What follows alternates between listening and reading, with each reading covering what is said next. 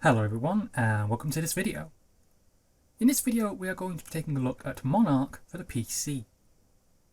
The game was developed by Fairview Corporation and was published by Nice America. MONARK is a brand new game which has been created by ex-Atlus employees who worked on various projects such as the Shin Megami Tensei franchise. So with that being said, this should be something really great, right?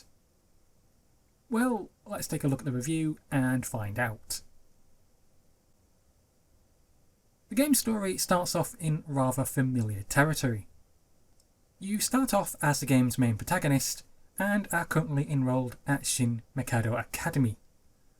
Everything starts off normally as you would expect, but then all of a sudden everything is covered in a madness-inducing type mist, and only you can save everyone inside.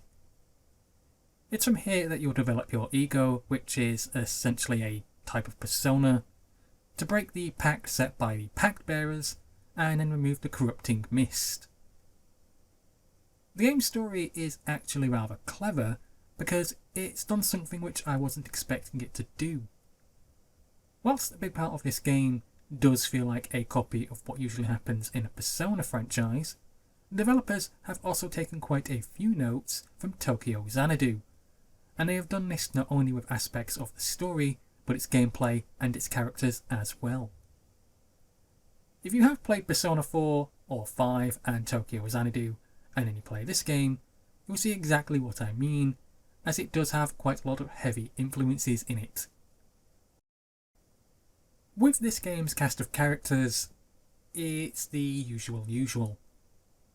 Let's be honest with this one, I'm sure everyone out there has played a fair amount of JRPGs in the past, and then when you play this game, it's basically the exact same formula for the characters as in most other RPG games. The only real difference here is that with this one, certain characters are far more trope-like than what I was expecting them to be. If you do play the game yourself and meet this game's cast of characters, you'll very quickly see what I mean when you get to meet them. This in itself isn't necessarily a bad thing, it's just it would have been nice if the game had tried to have been something a bit different. Gameplay for MONARK is a bit of a mixed bag.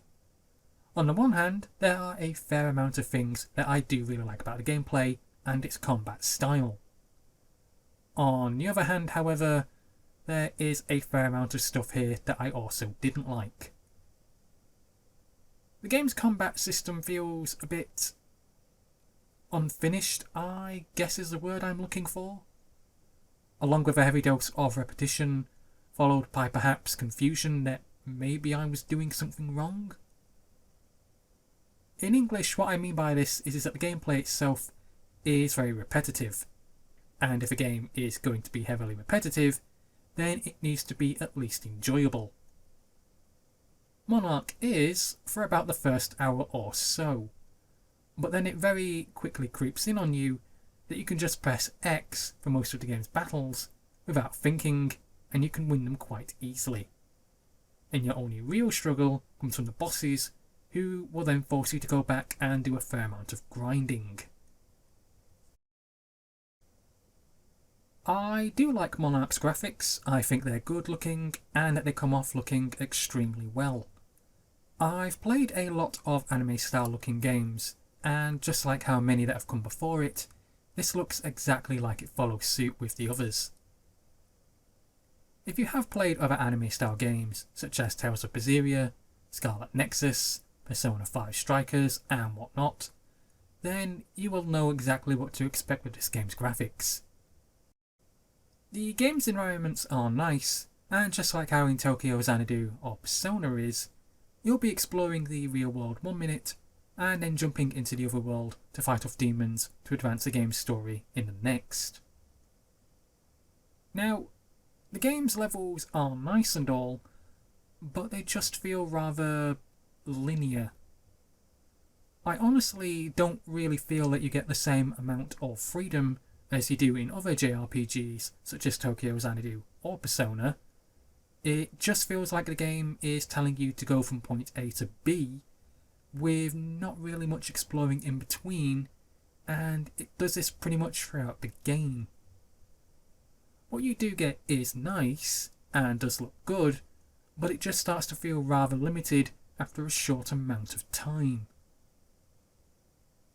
It's strange because you play the game, and the more you play it, the more you feel like the game is going to start branching out and let you explore more and more. But the thing is, it doesn't really do that.